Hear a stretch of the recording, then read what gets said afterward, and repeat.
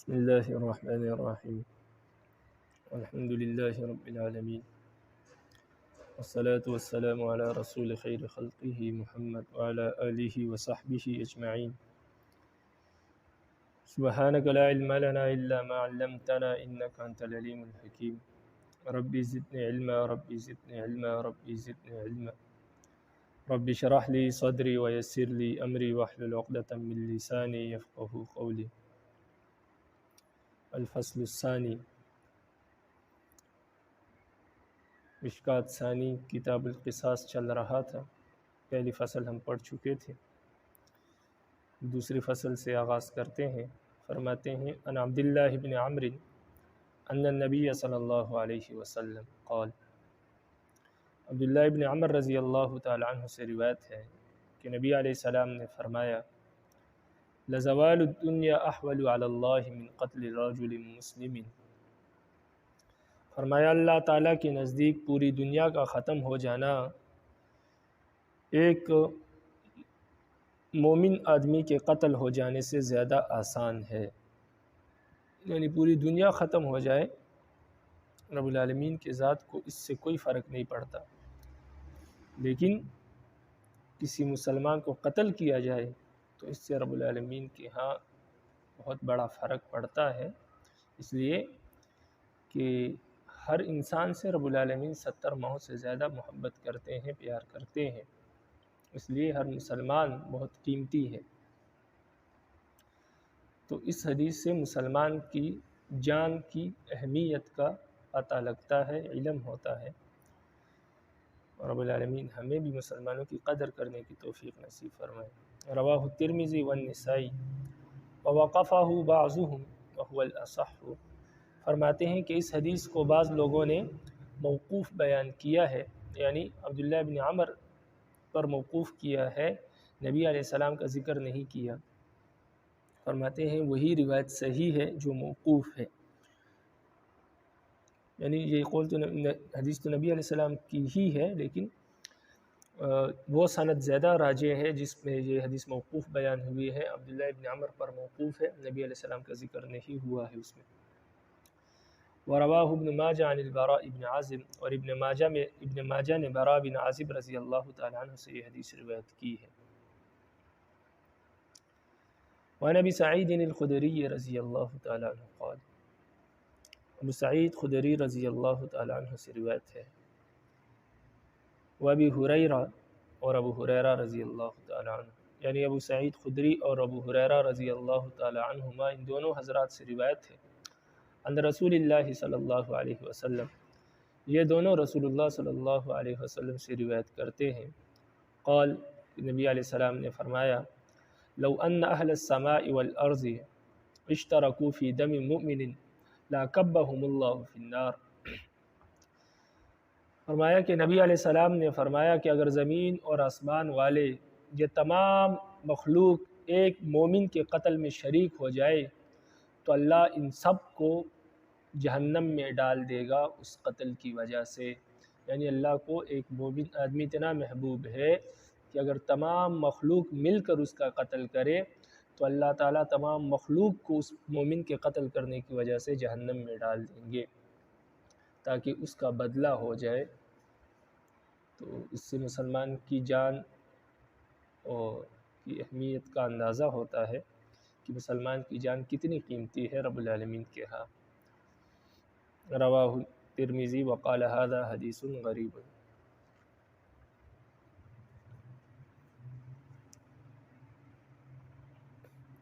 وعن ابن عباس عن النبی صلی اللہ علیہ وسلم، ابن عباس رضی اللہ تعالی عنہما نبی علیہ السلام سے روایت کرتے ہیں، قال، نبی علیہ السلام نے فرمایا یجیء المقتول بالقاتل یوم القیامۃ ناصیتہ ورأسہ بیدہ ووداجہ تشخب دما،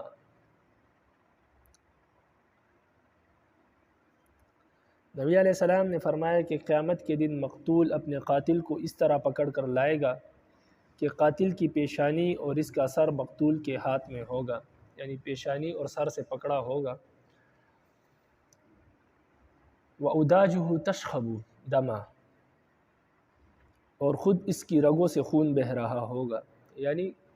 قاتل مقتول کے رگوں سے خون بہہ رہا ہوگا، لیکن اپنے قاتل کو سر سے اور پیشانی سے پکڑ کر، یعنی سر کے بالوں سے پکڑ کر کھینچ رہا ہوگا۔ یقول، اور مقتول کہے گا، یا ربی قتلنی حتی یدنیہ من العرش، اور وہ مقتول یہ صدا لگائے گا، اے میرے پروردگار، اس نے مجھے قتل کیا ہے۔ یہ فریاد رسی کرتے ہوئے مقتول اس قاتل کو کھینچتا ہوا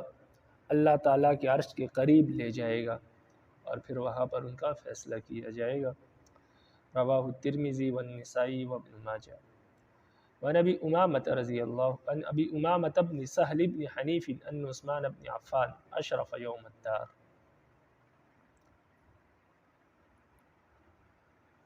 حضرت امامہ بن سہل بن حنیف کہتے ہیں کہ حضرت عثمان بن عفان رضی اللہ تعالیٰ عنہ دیوار وفاندار کے دن مکان کی چھت پر چڑھے، یعنی جب ان کا محاصرہ کیا ہوا تھا 40 دن یہ گھر میں محصور تھے،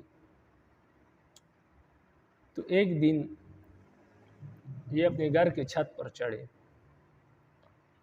فقال، اور کہنے لگے، انشدکم باللہ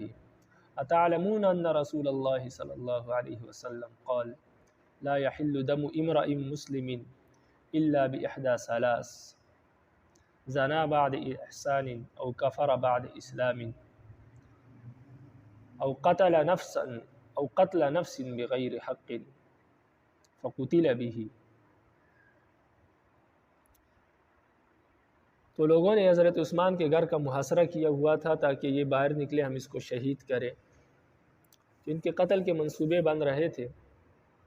جو کہ بلوائی لوگ تھے، اور وہ اصل میں منافق تھے، اور ان پر جو ہے وہ یہ الزام لگاتے تھے کہ یہ اقربا پرور ہے، اپنے اعزا اور اقارب کو جو ہے یہ منصب اور عہدے دیتے ہیں اور باقی لوگوں کا خیال نہیں کرتے۔ حالانکہ حضرت عثمان رضی اللہ تعالی عنہ سے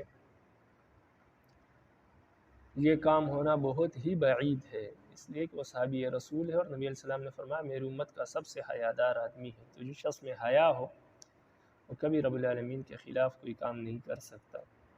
ان کے احکامات کے خلاف۔ بہرحال آپ چھت پر چڑھے، چونکہ لوگوں نے آپ کے قتل کا ارادہ کیا تھا، منصوبے بنا رہے تھے، تو آپ نے ان بلوائیوں کو جو منافق تھے محاصرہ کیا تھا، ان کو قسم دے کر فرمایا کہ میں تمہیں قسم دیتا ہوں اللہ کی، کیا تم نہیں جانتے کہ اللہ کے رسول نے فرمایا کہ کسی مسلمان کا خون حلال نہیں ہے مگر 3 وجہ سے۔ ایک یہ کہ نکاح کرنے کے بعد وہ زنا کرے، یعنی شادی شدہ ہو اور زنا کرے تو اس کو رجم کیا جائے گا، او کفر بعد اسلام، یا اس مسلمان ہونے کے بعد دوبارہ کفر اختیار کرے یعنی مرتد ہو جائے تو اس کی سزا بھی قتل ہے، او قتل نفس بغیر حق فقتل به، یا کسی شخص کو ناحق قتل کر دے تو اس کے بدلے میں بھی اس کو قتل کیا جائے گا۔ تو فرمایا کہ ان 3 وجہوں سے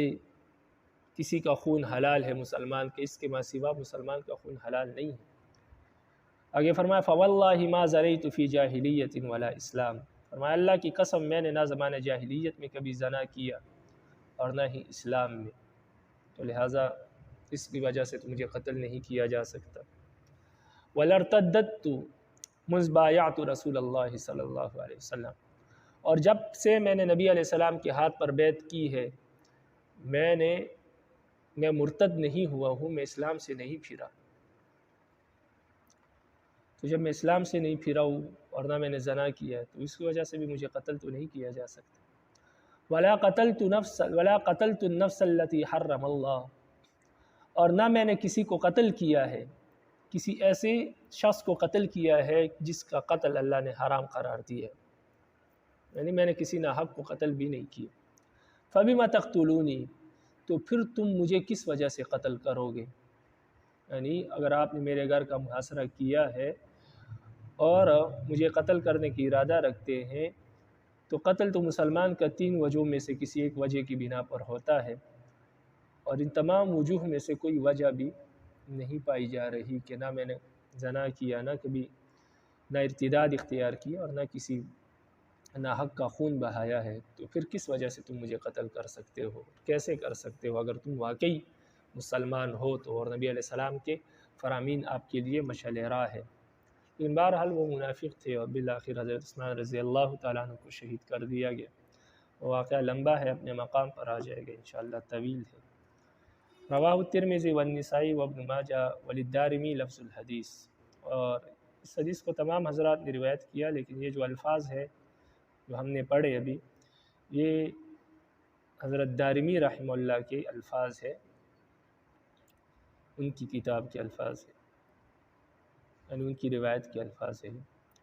وعن ابی الدرداء عن رسول اللہ صلی اللہ علیہ وسلم، ابو درداء رضی اللہ تعالیٰ عنہ رسول اللہ صلی اللہ علیہ وسلم سے روایت کرتے ہیں، قال کہ رسول اللہ صلی اللہ علیہ وسلم نے فرمایا، لا يزال المؤمن منقعا صالحا ما لم يصب دما حراما۔ نبی علیہ السلام نے فرمایا مسلمان اس وقت تک نیکی کی طرف سبقت کرتا رہتا ہے جب تک کہ وہ کسی مسلمان کا خون ناحق نہ بہائے۔ فإذا صاب دما حراما، جب وہ حرام خون کا مرتکب ہو جاتا ہے، یعنی کسی کو ناحق قتل کر دیتا ہے، تو بلح،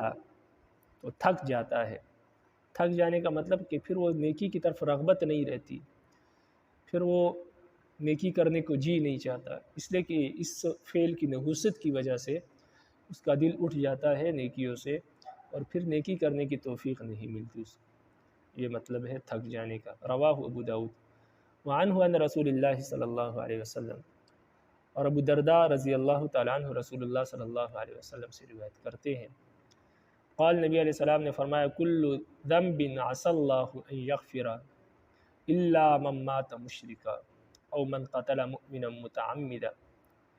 نبی علیہ السلام نے فرمایا کہ ہر گناہ کی امید ہے اللہ تعالیٰ سے کہ وہ معاف فرما دیں گے، مگر وہ شخص جو حالت شرک میں مرا ہو، مشرک بن کر مرا ہو، یا وہ شخص جس نے کسی مسلمان کو، کسی مومن کو جان بوجھ کر قتل کیا ہو، تو یہ گناہ رب العالمین معاف نہیں فرمائیں گے، باقی تمام گناہ رب العالمین معاف فرما دیں گے۔ بظاہر اس حدیث سے یہ معلوم ہوتا ہے کہ جس طرح شرک کا گناہ ناقابل معافی ہے، اسی طرح قتل عمد کا گناہ بھی ناقابل معافی ہے، یعنی کسی کو ناحق قتل کرنے کا جو گناہ ہے وہ بھی قابل معافی نہیں ہے، اس حدیث سے یہ معلوم ہوتا ہے۔ لیکن اہل سنت والجماعت کا مسلک یہ ہے کہ قتل کا گناہ، جو قتل کا گناہ ہے، اس کی وجہ سے انسان بہت مدت تک جہنم میں رہے گا اور اس کو شدید ترین عذاب ہوگا، لیکن عذاب کے بعد اس کو بخش دیا جائے گا۔ اس کی دلیل یہ آیت ہے کہ ان اللہ لا یغفر ان یشرک بہ ویغفر ما دون ذلک لمن یشاء، کہ اللہ تعالیٰ شرک کو معاف نہیں فرماتے، اس کے ما سوا جس گناہ کو چاہیں گے معاف فرما دیں گے۔ تو اس آیت سے معلوم ہوتا ہے کہ شرک کے علاوہ باقی تمام گناہ معاف ہوں گے، اور باقی اس حدیث کا میں جو یہ فرمایا کہ شرک قتل عمد بھی معاف نہیں ہوگا، تو اس کا مطلب یہ ہے کہ یہ سخت ترین سزا پر محمول ہے اور تہدید پر محمول ہے کہ مسلمان کو دھمکایا جائے، ڈرایا جائے اور اس کو یہ سمجھایا جائے کہ معاف نہیں کیا جائے گا، یعنی اس قتل عمد کا جو گناہ ہے وہ بہت بڑا اور سخت گناہ ہے۔ تو اس لیے شرک کے ساتھ اس کا ذکر کیا۔ تو ناقابل معافی سے جو اس حدیث میں آیا کہ رب العالمین معاف نہیں فرمائیں گے، تو اس کا مطلب یہ ہے کہ اس کا گناہ بہت سخت ہے اور بہت دیر تک جہنم میں رہنا پڑے گا، گویا یوں سمجھے کہ اللہ معاف نہیں فرمائیں گے۔ تو یہ مطلب ہے، باقی حقیقت میں یہ مطلب نہیں کہ اللہ معاف نہیں فرمائیں گے، اس لیے کہ قرآن مجید نے فرمایا کہ شرک کے علاوہ باقی گناہ رب العالمین معاف فرمائیں گے۔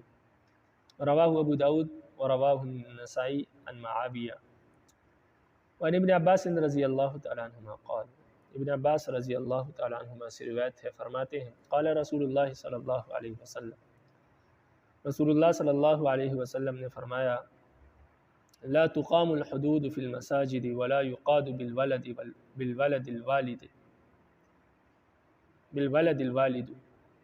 نبی علیہ السلام نے فرمایا مسجدوں میں حدود جاری نہ کی جائے، یعنی مسجدوں میں لوگوں کو رجم اور اسی طرح ان کے ہاتھ وغیرہ نہ کاٹے جائے، سر قلم نہ کیا جائے، کیونکہ مسجد عبادت اللہ کا گھر ہے، یہ صرف عبادت کے لیے ہے، تو یہاں پر حدود جاری نہ کیے جائے۔ یہ باہر کسی چوک پر جہاں پر لوگ دیکھ سکے، ان سے عبرت حاصل کریں، وہاں پر حدود قائم کیے جائے۔ اور اسی طرح باپ کو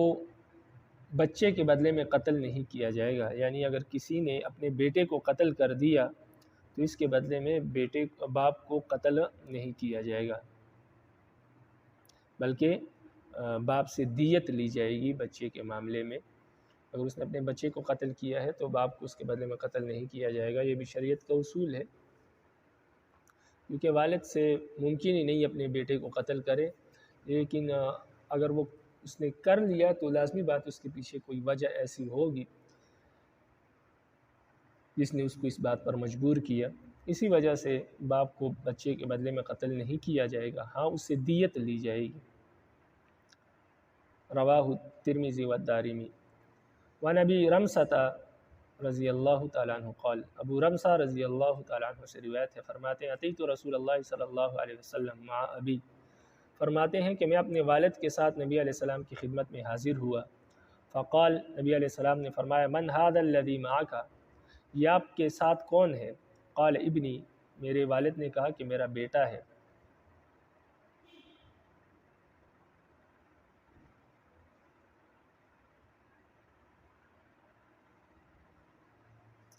قال ابنی اشہد بھی، فرمایا کہ میرا بیٹا ہے، آپ گواہ رہیے، یعنی آپ اس بات کی گواہی دے کہ یہ میرا بیٹا ہے، یعنی میں آپ کو گواہ بناتا ہوں اس پر کہ یہ میرا بیٹا ہے۔ قال، نبی علیہ السلام نے فرمایا اما انہ لا یجنی علیک ولا تجنی علیہ، نبی علیہ السلام نے فرمایا تمہیں معلوم ہونا چاہیے کہ نہ تو یہ تمہیں اپنے گناہ کی وجہ سے مبتلا کرے گا اور نہ تم اس کو اپنے گناہ کی وجہ سے مبتلا کرو گے۔ رواہ ابو داؤد النسائی وزاد فی شرح السنہ، اور شرح السنہ میں فی اولی ہی، اس حدیث کے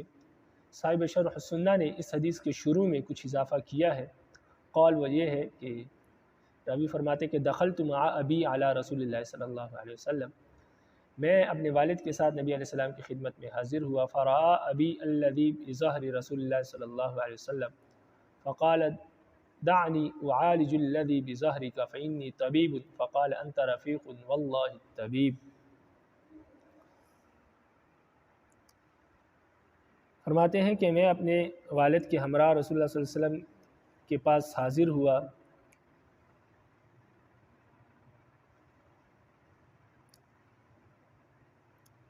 اور میں نے اپنے والد کے ساتھ نبی علیہ السلام کی پشت مبارک پر مہر نبوت کو دیکھا،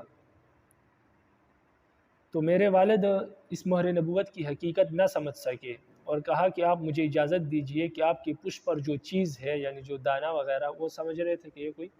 پھوڑا وغیرہ یا دانہ ہے، کیونکہ وہ ابھرا ہوا تھا، بالکل محمد رسول اللہ اس پر لکھا تھا، خاتم النبیین اس پر لکھا تھا۔ تو انہوں نے کہا کہ آپ صلی اللہ علیہ وسلم مجھے اجازت دیجئے کہ آپ کی پشت پر جو چیز ہے میں اس کا علاج کروں، کیونکہ میں طبیب ہوں۔ رسول اللہ صلی اللہ علیہ وسلم نے فرمایا تم بس رفیق ہو، طبیب تو اللہ ہے، یعنی تم بس کوشش کرنے والے ہو، باقی صحت دینے والے اور بیماری دینے والے یہ اللہ کی ذات ہے، انسان کے ذمہ صرف کوشش ہے، تو انسان کوشش کرتا ہے، باقی صحت رب العالمین دیتے ہیں۔ تو بعض اوقات انسان کی کوشش کو رب العالمین کامیابی سے نواز دیتے ہیں، سرفراز فرما دیتے ہیں، اور انسان ٹھیک ہو جاتا ہے، یعنی اللہ صحت دیتے ہیں، اور کبھی کبھار بہت کوششوں کے باوجود بھی صحت نہیں ملتی، انسان کی ساری کوششیں رائگاں چلی جاتی ہے اور انسان صحت یاب نہیں ہو پاتا، مریض صحت یاب نہیں ہو پاتا۔ تو اس حدیث میں ایک جملہ تو یہ ہے کہ آپ گواہ رہیے، اس کا مطلب یہ ہے کہ آپ اس بات کے گواہ رہیے کہ یہ میرا حقیقی بیٹا ہے، اور اس گواہ بنانے سے مقصود یہ تھا کہ اگر مجھ سے کوئی جرم جیسے قتل وغیرہ سرزد ہو جائے تو میرے اس بیٹے سے مواخذہ کیا جائے گا۔ یعنی انہوں نے نبی علیہ السلام کو اس لیے گواہ بنایا کہ اگر مجھ سے کوئی جرم ہو جائے اور میں نہ ہوں موقع پر یا میں فوت ہو جاؤں تو یہ اس میرے بیٹے سے آپ بدلہ لے لیجئے گا، کیونکہ زمانے جاہلیت میں ایسا ہی دستور تھا کہ باپ کے بدلے میں بیٹے کو اور بیٹے کے بدلے میں باپ کو۔ تو انہوں نے بھی یہی کہا کہ چلے زمانے جاہلیت کے طرز کے مطابق آپ میرے بیٹے سے بدلہ لے لیجئے گا۔ تو اس پر نبی علیہ السلام نے جواب دیا کہ ایسا نہیں ہے، اسلام میں ایسا نہیں ہے۔ اسلام میں آپ کے جرم کا بدلہ آپ کے بیٹے سے نہیں لیا جائے گا اور آپ کے بیٹے کا جرم کا بدلہ آپ سے نہیں لیا جائے گا، تو یہ ظلم کا قانون ہے۔ اور اس طرح ہمارے ملک میں بھی ہوتا ہے کہ جرم کوئی کرتا ہے اور اس کے بدلے میں اس کے بھائی، اس کے بیٹے یا اس کے والدین کو تکلیف پہنچائی جاتی ہے، تو یہ بالکل جرم کا قانون ہے۔ اسلام میں یہ ہے کہ جو جرم کرے اسی کو سزا دی جائے گی۔ تو نبی علیہ السلام نے فرمایا کہ آپ کے بیٹے کے جرم کا بدلہ آپ سے نہیں لیا جائے گا اور آپ کے جرم کا بدلہ آپ کے بیٹے سے نہیں لیا جائے گا۔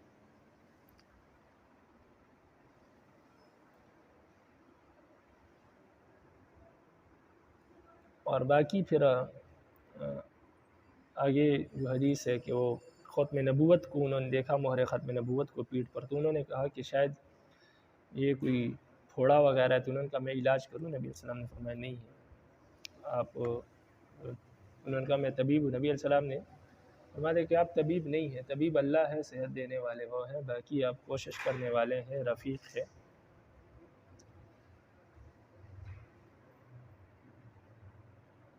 تو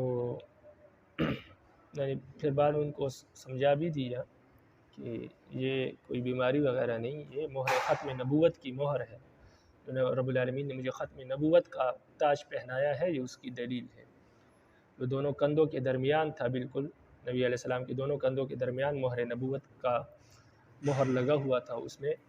خاتم النبیین لکھا ہوا تھا۔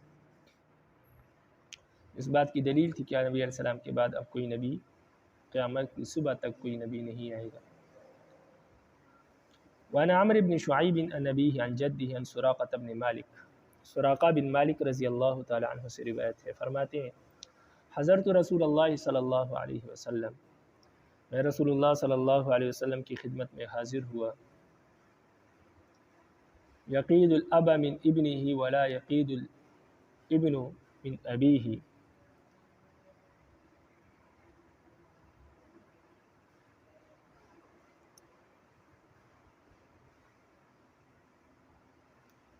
فرمایا کہ میں نبی علیہ السلام کی خدمت میں حاضر ہوا ہوں۔ نبی علیہ السلام بیٹے سے باپ کا قصاص لیتے تھے لیکن باپ سے بیٹے کا قصاص نہیں لیتے تھے۔ یعنی اگر بیٹا باپ کو قتل کر دے تو بیٹے کو قصاص میں قتل کیا جائے گا، لیکن باپ بیٹے کو قتل کر دے تو باپ کو قصاص میں قتل نہیں کیا جائے گا، اس لیے کہ بیٹا تو باپ کو قتل کر سکتے، اس لیے کہ اس کے دل میں وہ رحم نہیں ہوتا جو باپ کے دل میں بیٹے کے لیے ہوتا ہے، اس لیے بیٹے سے قصاص لیا جائے گا۔ لیکن باپ کے ہاتھوں اگر بیٹا قتل ہو جائے تو لازمی بات ہے وہ کسی غلطی کی وجہ سے ہوا ہوگا، اس وجہ سے باپ سے قصاص نہیں لیا جائے گا۔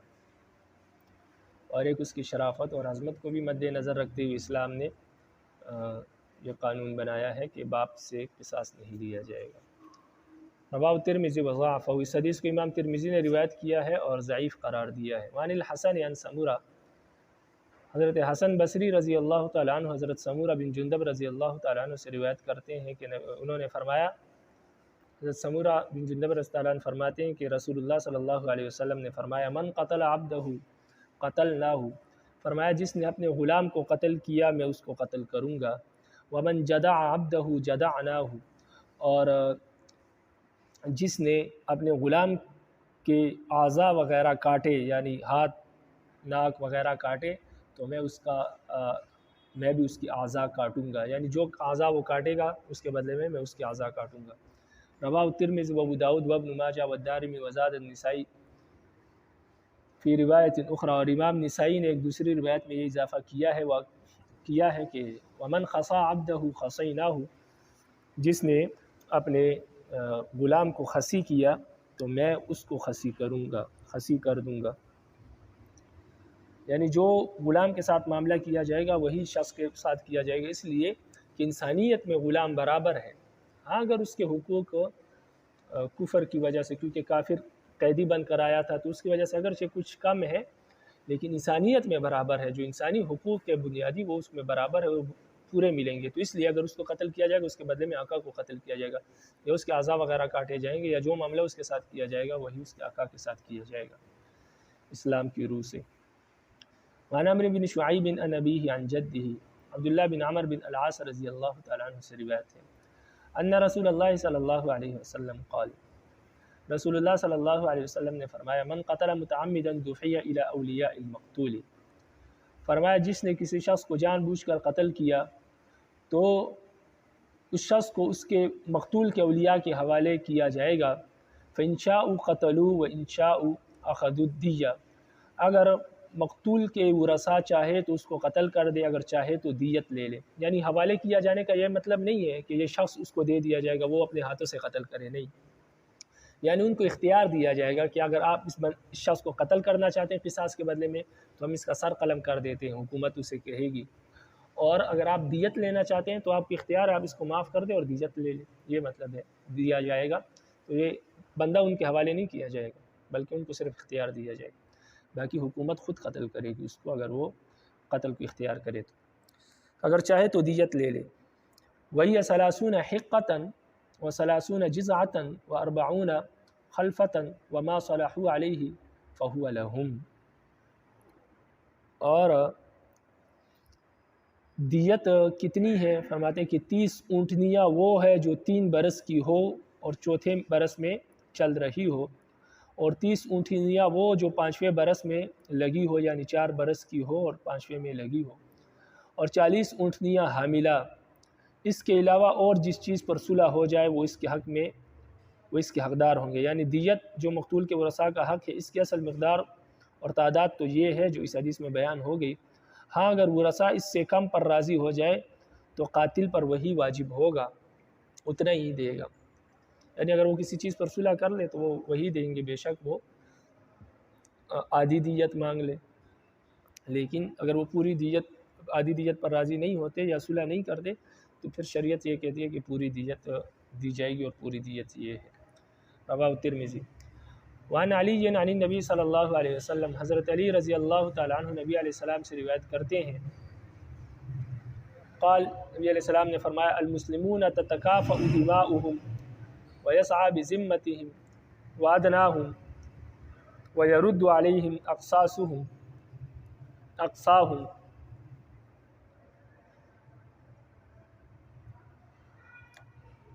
نبی علیہ السلام نے فرمایا قصاص اور دیت میں سب مسلمان برابر ہیں،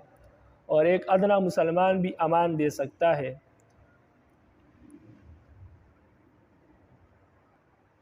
امان کا مطلب یہ ہے کہ کسی شخص کے پیچھے لوگ پڑے ہو یا کوئی کافر وغیرہ ہو تو کسی مسلمان نے اگر اس کو امان دے دیا تو اس کی امان کے اعتبار ہوگا، اس کے بعد اگر اس کو کسی نے قتل کیا تو کیونکہ اس کو امان دیا تھا مسلمان نے تو اس کے بدلے میں اس کو قتل کیا جائے گا۔ لیکن کوئی اگر ویسے ہی کسی دوسرے ملک میں آ جائے اور کسی کے امان میں نہ ہو تو اس کو اگر کسی نے قتل کیا تو اس شخص کے بدلے میں کسی کو پھر قتل نہیں کیا جائے گا، قاتل کو دیت لی جائے گی۔ تو یہ مطلب ہے کہ مسلمان ادنا مسلمان بھی امان دے سکتا ہے، یعنی اگر اس کے امان میں کوئی شخص ہو تو اس کو قتل کیا جائے تو اس کے بدلے میں بھی انسان کو قتل کیا جائے گا۔ اور دور والا مسلمان بھی حق رکھتا ہے، اور سب مسلمان ایک ہاتھ کی طرح ہوتے ہیں، یعنی ہاتھ کی ایک جگہ کو تکلیف ہو تو دوسری جگہ کو، ایک انگلی میں تکلیف ہو تو پورے ہاتھ میں ہوتی ہے۔ اس طرح تمام مسلمان برابر ہیں، کسی ایک مسلمان کو بھی کسی نے قتل کر دیا تو دوسرا مسلمان اس کا بدلہ لے سکتا ہے، دعویٰ دائر کر سکتا ہے۔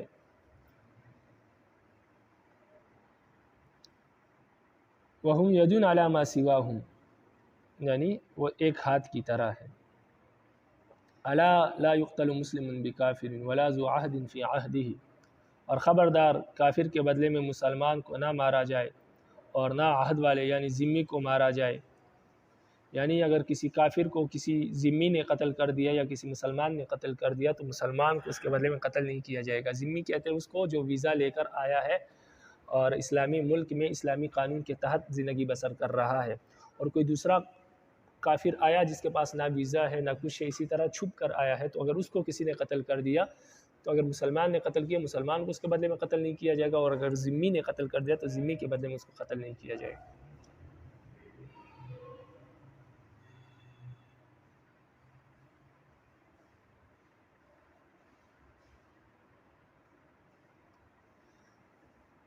تو جب تک ذمی ضمانت میں ہے تو یعنی ویزا اس کا ہے تو اس وقت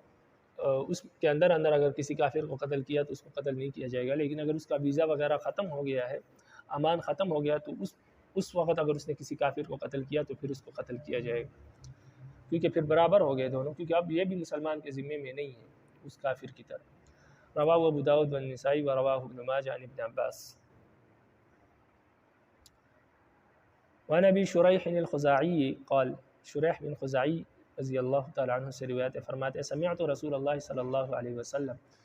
میں نے رسول اللہ صلی اللہ علیہ وسلم کو سنا، وہ فرما رہے تھے من اصیب بدم او خبل، فرمایا جو شخص ناحق قتل کر دے یا زخم کی وجہ سے غمزدہ ہو،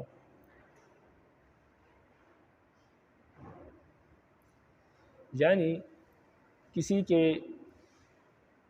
کسی کو قتل کر دیا ہو یا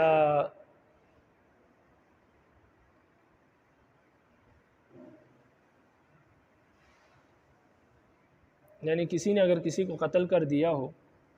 اور یا اس کا ہاتھ کاٹ دیا ہو یعنی اس کو زخم دیا ہو، تو مقتول اور زخمی کے ورثاء کو یہ حق ہے، آگے خبل کی تعریف کر رہے ہیں، کہتے ہیں والخبل الجرح، خبل کہتے ہیں زخمی کرنا، یعنی کسی نے کسی کو قتل کر دیا یا زخمی کر دیا تو اب اس کے ورثاء کو حق ہے، زخمی کو تو خود حق ہے اور مقتول کے ورثاء کو حق ہے۔ کیا حق ہے؟ فرماتے فهو بالخيار بین احدى ثلاث، فرماتے ہیں کہ مقتول کے ورثاء اور زخمی کو تین چیزوں کا اختیار ہے، تین چیزوں میں سے کوئی ایک اختیار کر سکتا ہے۔ فإن أراد الرابعة فخذوا على يده بين أن يقتص أو يعفو أو يأخذ العقل، فإن أخذ من ذلك شيء ثم عد بعد ذلك فله النار خالدا فيها مخلدا أبدا۔ فرماتے ہیں کہ تین چیزوں میں سے کسی ایک چیز کو اختیار کرنے کا حقدار ہے، اور اگر وہ ان تین چیزوں سے زائد کسی چوتھی چیز کا طلبگار ہو تو اس کا ہاتھ پکڑ لو، یعنی اس کو وہ چوتھی چیز طلب کرنے سے منع کرو، کیونکہ اسلام نے کوئی چوتھا حق اس کو نہیں دیا۔ اور وہ تین حقوق کیا ہے؟ فرماتے ہیں یا تو قصاص لے لے، ان یقتص پہلا نمبر قصاص لے لے، او یعفو یا وہ معاف کر دے، او یأخذ العقل یا تیسری چیز دیت لے لے۔ اگر وہ ان تین چیزوں میں سے کوئی چیز لے لے ثم عدا بعد ذلك فلہ النار خالدا فیہا مخلدا ابدا، یعنی ان تین چیزوں میں سے کوئی چیز اختیار کر لے اور اس کے بعد کسی دوسری چیز کا اضافہ ہو، یعنی مثلا پہلے تو اس نے معاف کر دیا اور پھر بعد میں قصاص یا مالی معاوضہ کا مطالبہ کیا، تو یعنی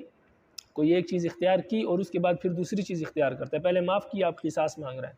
پہلے معاف کیا اب دیت مانگ رہا ہے۔ فرماتے ہیں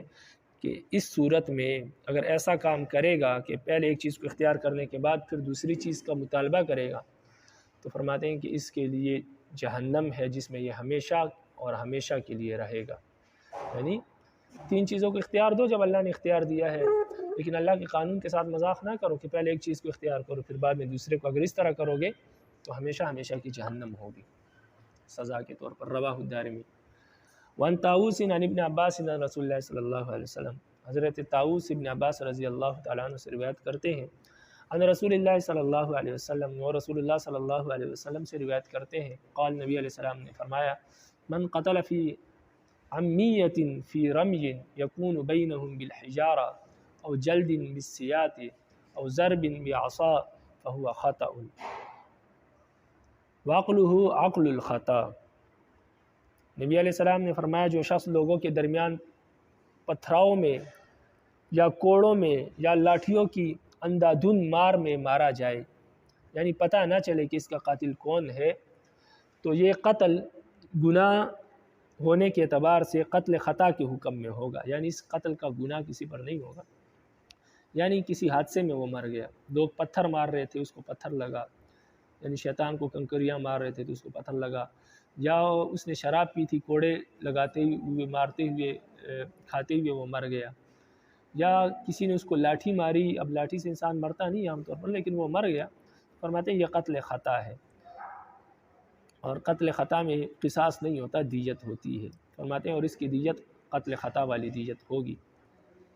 تو قتل کی 5 قسمیں ہیں جو قرآن میں بیان ہوئی ہیں، اور آپ نے ہدایہ میں پڑھ بھی دیا ہوگا یا پڑھ لیں گے، تو اس میں سے قتل خطا ہے۔ تو قتل خطا کی جو ہے وہ دیت ہے، اور اس کی جو دیت ہے وہ قتل عمد سے بھی زیادہ سخت ہے۔ بہرحال اس میں قصاص نہیں ہے، یعنی جس کے ہاتھ سے یہ مرا ہے، یعنی کسی نے جس نے اس کو لاٹھی ماری ہے، اس کو قصاص میں قتل نہیں کیا جائے گا، ہاں اس سے دیت لی جائے گی، اور یہ دیت اس کی پارٹی پر ہوگی، یعنی جو بھی اس کے مددگار لوگ ہیں، یا اس کے خاندان پر ہوگی، یا اس کے دوست احباب جس کے ساتھ وہ رہتا ہے ہمیشہ، یا اس کا اگر کوئی گروپ ہے تو اس تمام گروپ پر ہوگی، یعنی جو لوگ اس کو سپورٹ کرتے ہیں ان پر وہ دیت ہوگی، تمام لوگوں پر مل کر ہوگی، تاکہ یہ ان لوگوں پر اس لیے یہ دیت ہے جو سپورٹ کرتے ہیں، تاکہ معاشرے میں کوئی شخص گناہ پر کسی کو سپورٹ نہ کرے، وہ برے لوگوں کے ساتھ آج کل ایسا ہی ہوتا ہے، پیچھے سے سپورٹ ہوتی ہے تو کوئی شخص گناہ کرتا ہے، تو اسلام نے اس لیے ان پر دیت ڈالی ہے تاکہ کوئی پیچھے سپورٹ کرنے والا بھی نہ رہے، تاکہ جس کی وجہ سے گناہ کا ریشو جو ہے وہ کم ہو جائے۔ اس لیے فرمایا کہ جو سپورٹ کرنے والے، چاہے وہ خاندان بھی ہوتا ہے، بعض اوقات گروپ ہوتا ہے، بعض اوقات دوست احباب ہوتے ہیں، تو جو بھی ہے ان کو عاقلہ کہتے ہیں، ان پر دیت ہوگی، تاکہ وہ لوگ اس کو شاباش نہ دے برے کام پر، بلکہ جب ان کو پتہ ہوگی کہ دیت ہم پر آئے گی تو اس کو روکیں گے، پھر بجائے اس کے کہ وہ اس کا ہاتھ بازو بنے، اس کو ہمت دے، بلکہ پھر وہ جب اسلام کا قانون ہوگا تو اس کو روکیں گے الٹا، کہ کیونکہ مالی معاوضہ ہمیں دینا پڑے گا، اس لیے وہ اس کو گناہ سے روکیں گے، کبھی بھی اس کی ہمت نہیں بنے گی۔ ومن قتل عمدا فهو قود ومن حال دونه فعليه لعنة الله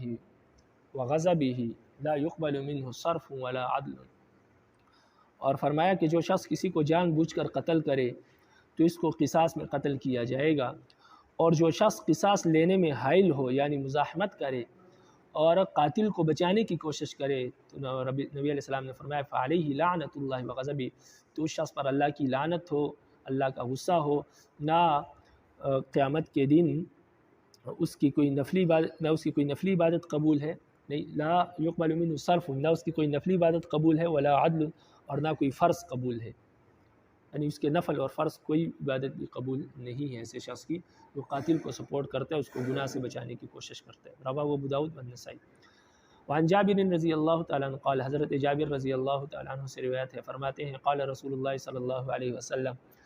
رسول اللہ صلی اللہ علیہ وسلم نے فرمایا لا اعفی من قتل بعد اخذ الدیہ،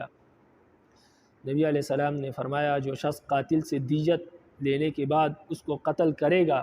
میں اس کو معاف نہیں کروں گا، یعنی پہلے تو اس سے مال لے لیا اور پھر خود ہی اس کو قتل کر دیا، تو ایسے شخص کو میں کبھی بھی معاف نہیں کروں گا، یعنی اس شخص کے لیے معافی نہیں ہے۔ رواہ ابو داؤد۔ وعن ابی الدرداء رضی اللہ تعالیٰ عنہ قال، ابو درداء رضی اللہ تعالیٰ عنہ سے روایت ہے، فرماتے ہیں قال رسول اللہ، فرماتے ہیں سمعت رسول اللہ صلی اللہ علیہ وسلم، میں نے رسول اللہ صلی اللہ علیہ وسلم کو سنا، یقول، نبی علیہ السلام فرما رہے تھے، ما من رجل یصاب بشیء فی جسدہ فتصدق بہ الا رفعہ اللہ بہ درجۃ وحط عنہ خطیہ، نبی علیہ السلام نے فرمایا جس شخص کے بدن کے کسی حصے کو زخمی کیا گیا اور اس نے زخمی کرنے والے کو معاف کر دیا، یعنی اس سے بدلہ نہیں لیا بلکہ درگزر کر دیا، تو اللہ تعالیٰ اس کی وجہ سے اس کا ایک درجہ بلند کرے گا اور ایک گناہ معاف فرما دیں گے، یعنی بڑا گناہ اس کا معاف فرما دیں گے اور ایک بہت ہی بڑا درجہ اس کا بلند فرمائیں گے، اگر اس نے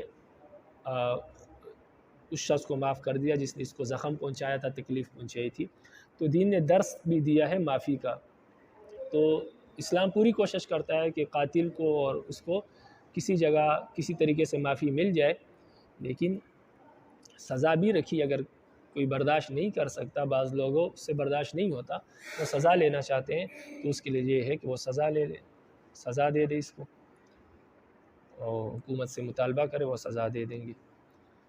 تو لیکن اگر معاف کر دے تو فرمایا کہ اس میں بہت بڑا اجر ہے۔ رواہ الترمذی و ابن ماجہ الفصل الثالث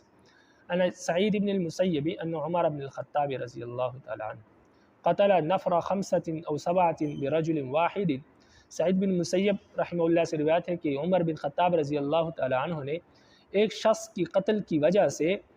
7 یا 5 لوگوں کی پوری جماعت کو قتل کر دیا تھا، کیونکہ 7-5 لوگوں نے مل کر ایک شخص کو قتل کیا تھا، تو صحابہ میں اختلاف تھا کہ اب اس کے بدلے میں ایک شخص کو قتل کیا جائے گا یا سب کو قتل کیا جائے گا۔ تو حضرت عمر رضی اللہ عنہ نے سب کو قتل کیا، اور پیچھے بھی ایک حدیث گزر چکی کہ تمام مخلوق اگر ایک شخص کے قتل میں شریک ہو تو رب العالمین سب کو جہنم میں ڈال دیں گے۔ تو آج بھی قانون یہی ہے اسلام کا کہ 100 بندے، 1000 بندے، جتنے لوگ بھی ایک شخص کے قتل میں شریک ہوں گے تو ان سب کو اس کے بدلے میں قتل کیا جائے گا۔ تو فرماتے ہیں کہ 7 آدمیوں کو یا 5 آدمیوں کو ایک شخص کے بدلے میں قتل کیا، ایک شخص کے بدلے میں قتل کیا، اس لیے کہ انہوں نے ایک شخص کو قتل کیا تھا۔ قتل غیلۃ، جان بوجھ کر قتل کیا تھا۔ وقال عمر، اور حضرت عمر رضی اللہ عنہ نے کہا کہ لو تملأ علیہ اہل صنعاء لقتلتهم جمیعا، فرمایا کہ صنعاء جو یمن کا ایک شہر ہے، فرمایا کہ صنعاء شہر کے تمام لوگ اگر اس شخص کے قتل میں شریک ہوتے تو میں تمام لوگوں کو قتل کر دیتا اس ایک شخص کی وجہ سے، کیونکہ یہی قانون ہے اسلام کا۔ رواہ مالک و رواہ بخاری عن ابن عمر نحوہ وعن جندب رضی اللہ تعالیٰ عنہ قال، حضرت جندب رضی اللہ تعالیٰ عنہ سے روایت ہے، فرماتے حدثنی فلان،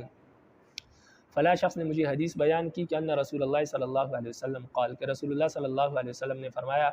کہ یجیء المقتول بقاتل یوم القیامت، کہ قیامت کے دن مقتول اپنے قاتل کو لے کر آئے گا، فیقول، اور کہے گا کہ سل ھذا فیما قتلنی، اور رب العالمین سے کہے گا کہ آپ اس شخص سے پوچھیں کہ اس نے مجھے کیوں قتل کیا، فیقول، تو وہ کہے گا قتلتہ علی ملک فلان، تو قاتل کہے گا کہ فلاں شخص کی سلطنت میں اور حکومت میں نے اس کو قتل کیا تھا، یعنی فلاں بادشاہ کی مدد سے اس کی سلطنت میں نے اس کو قتل کیا تھا۔ قال جندب، حضرت جندب رضی اللہ تعالیٰ عنہ نے یہ حدیث بیان کرنے کے بعد کہا کہ فتقیھا، آپ اس سے بچو،